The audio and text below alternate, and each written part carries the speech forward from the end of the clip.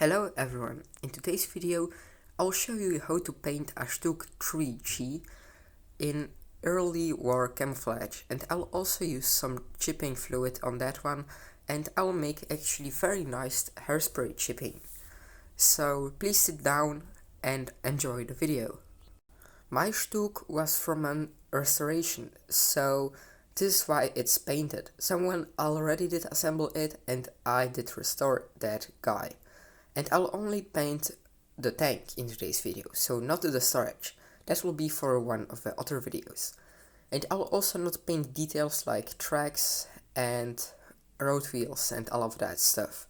I'll only paint the base, so if you want to see some more detail, you'll need to wait for a few more days or maybe weeks, because I'm actually in Poland when I'm editing this video, so there will be a little bit of delay on this project. And the first thing you need to do on all of your tanks is actually removing all of the suspension parts that can be removed. And on my tank, that are the drive sprockets and all the road wheels. It is actually a good idea to prime your model, but I have an already painted model, so I do not need to use more primer. And for the first layer of paint, I'll use some hull red, and I'll make actually the rust paint. And then I'll actually do a few more stuff, and the rust paint will be actually under the normal coating of paint, and if I will use some hairspray chipping, you'll be able to see a little bit of that rust coat, so then it will look like normal rust chips, what will be very nice. I did try it on a few of my models and it always looks nice. And this technique is very easy. I have made 4 models with that technique, and I think I have already mastered it. I'm maybe not a huge expert from that technique, but I can already make great models with it.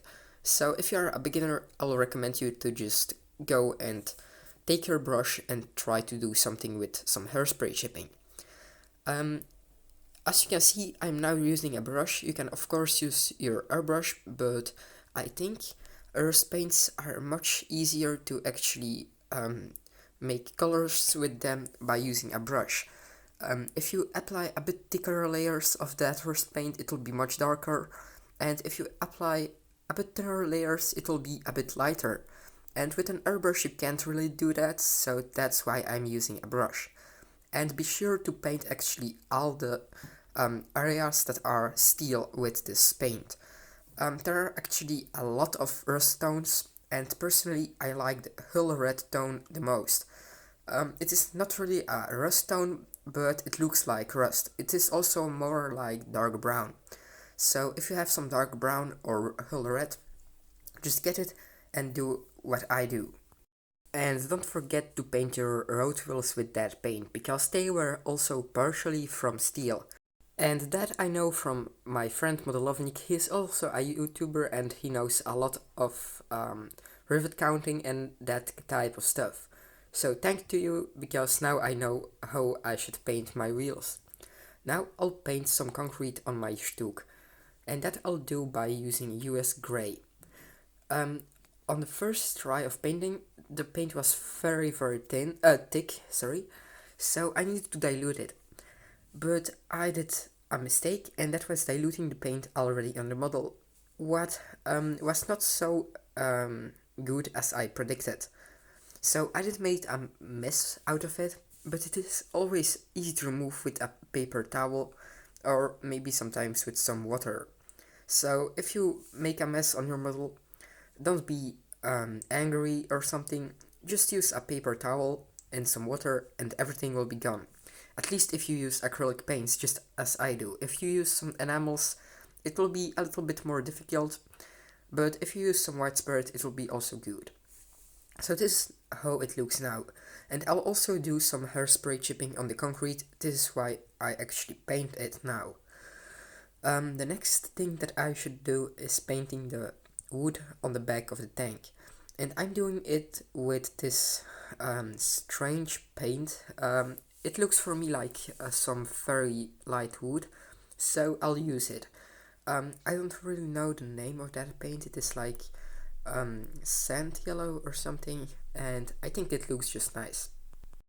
So this is how the wood on the back of the tank looks like. I think it is not bad, and it will look great after some chipping. And overall, I think this model turned out pretty nice. The only thing that I want to do is make the concrete a little bit darker with a dark brown, dark wash. You can use dark brown or black.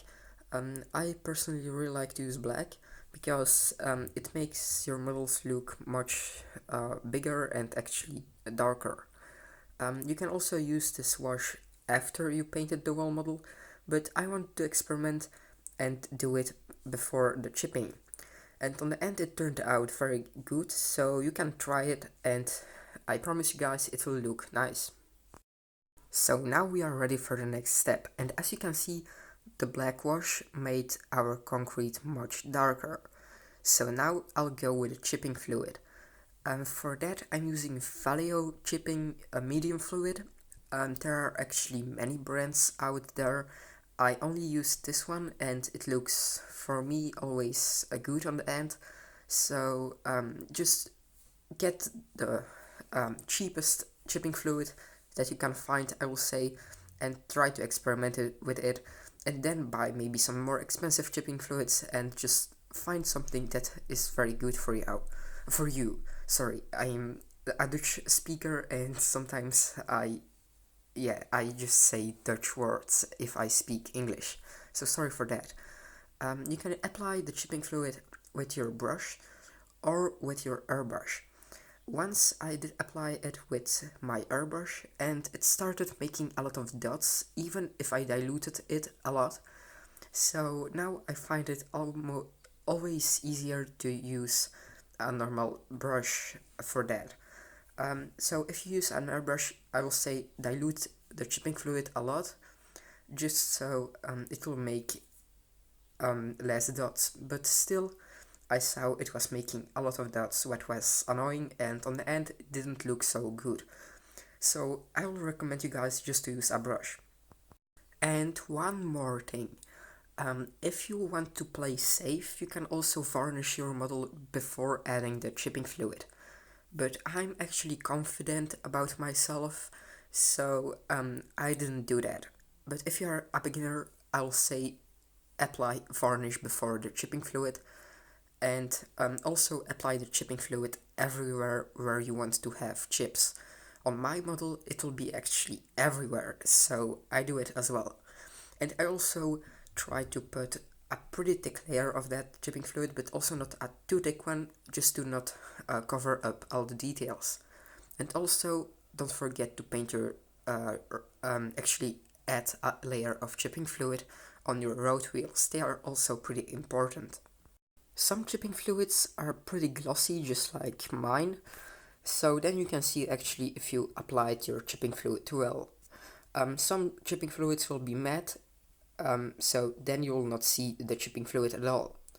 But now I'll go further and I'll use some dunkelgrau to paint my model.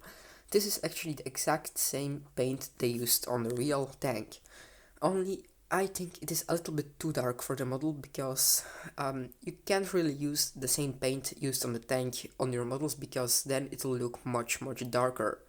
So this is why I diluted it with, I mixed it with a drop of white paint.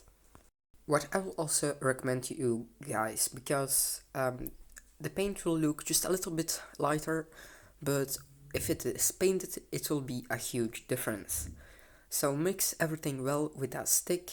You can use a toothpick or just the end of your brush, and then you'll be able to go and spray on your tank.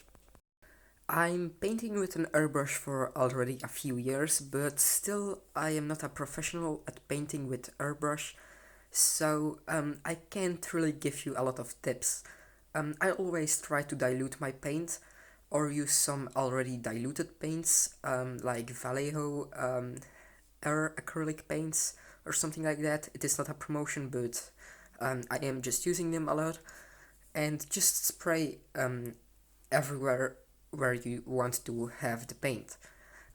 I do not have really more tips for airbrushing, and And if you're a brush painter, I have also one video where I painted actually everything the same but with brush on my King Sherman. That was actually a hybrid between two tanks that I made a few months ago. So if I don't forget, I'll put this video somewhere in the top right corner, but probably I'll forget it, so just go to my channel and you'll see it. Now I'm actually just, as you see, spraying on the tank. And when I was painting with my airbrush the last time, I didn't clean my nozzle properly, so it is now making a lot of dots what should not be. And that is very annoying, so if you are painting with an airbrush, clean your nozzle properly, because if you look closer on my model in real life, you'll see that it is actually more like a lot of dots than one even layer. What is not so bad if you look at it from a far distance, but if you look up closer, then you'll notice it, what is just bad. And after like 20 minutes of painting, I painted everything with this dunkelgrau paint. And also the suspension, what is pretty important. And now the last thing that needs to be done is just adding a lot of water on your paint and scratching it off. Chipping fluids are mostly very cheap, so don't think they will be very expensive, and it is very easy to work with them. You just apply some water on your paint with a very soft brush, then you use a harder brush to remove actually the paint. And then the paint that you painted before, hull red in my case, will actually stand out, and it will look like if your model is rusting, what is in my eyes very realistic. This process looks very fast on the camera, but actually I did spend around 2 hours for my entire Stug, what is a lot. But the results are good, and I'll recommend you guys to not rush through the process, because then you will have too big chips that will look just bad. On some tanks, like abandoned tanks, it looks pretty nice to have a tank that is completely rusted out, but on tanks like this one, it will look just very bad if you have very huge places of rust. What I also recommend you guys is just to take first one of your very old models and try the technique there, because it is difficult to get used to it. If you put too much pressure on your brush, you will get actually huge scratches, and if you put actually no pressure on your brush, then you will get no scratches.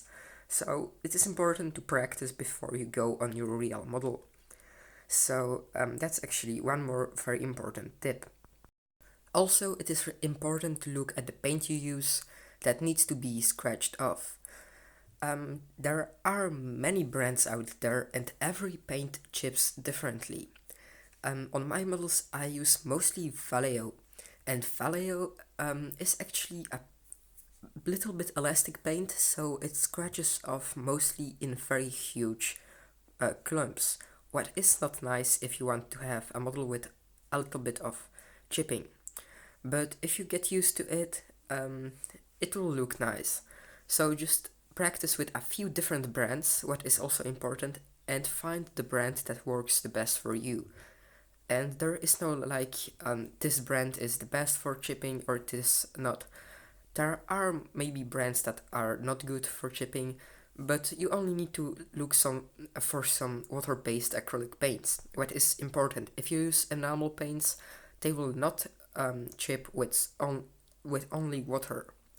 Now I'm also using an airbrush needle on my tank, what is a pretty risky thing, because airbrush needles are very sharp and you can actually scratch your paint off to your plastics, so I'll not recommend you to do it when you are first time chipping. I think it looks cool how the concrete gets chipped. You can see it very well, and it looks just cool. Just look at it. It is very satisfying in my eyes, and if I had a wall model out of concrete, I will be able to sit for hours and doing that. It looks just cool. cool.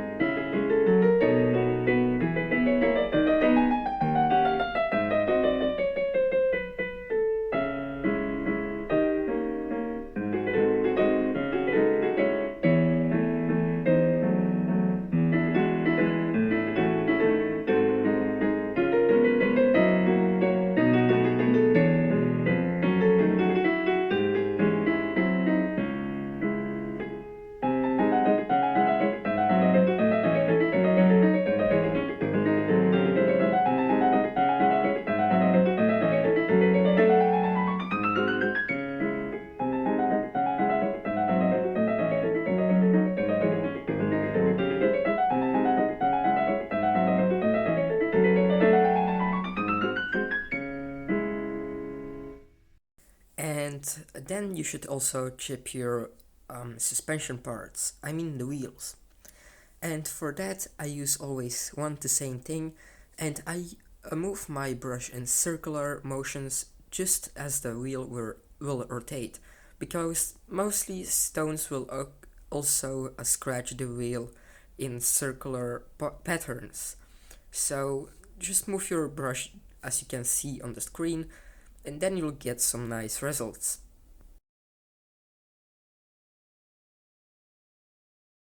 So now I'll give you a look around on the model.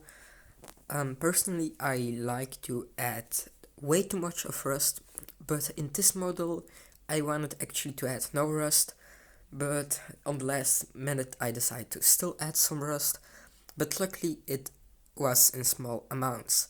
Normally I'll make this model completely rusty. If someone watches all of my videos will know what I mean. Now I use some acrylic varnish, and it is very important to do because if you don't do that, your paint will still react with your chipping fluid, and it will just start breaking off, and then you'll have actually no paint more left on your tank. And with that step we will be actually pretty much done. So that was pretty much it for today's video, and if you're actually watching it like the week when I uploaded, this video, and you are maybe thinking like, why didn't I upload for last week? It is just because I'm now in Poland and I was filming that video in Belgium, so I had some delay on editing that. So that's the reason why this video came so late. If you did enjoy the tutorial, please subscribe if you want to see more of that. In the next videos I'll be doing a few other things, but then I'll go back to my Stug as early as I get to Belgium, because now I am in Poland and I do not have my Stug with me. So I can't show it you guys on the end. I do not have really more tips for you guys for this model. I have also 2 more models on my channel that were made with hairspray chipping. That was a KV2, and also the King Sherman over which I was talking during the video. So if you go to my channel, you will see them actually a few videos before this video. So now it needs to get to the end, so thanks if you are still here. And yeah, I hope I'll see you very soon on another video. So bye!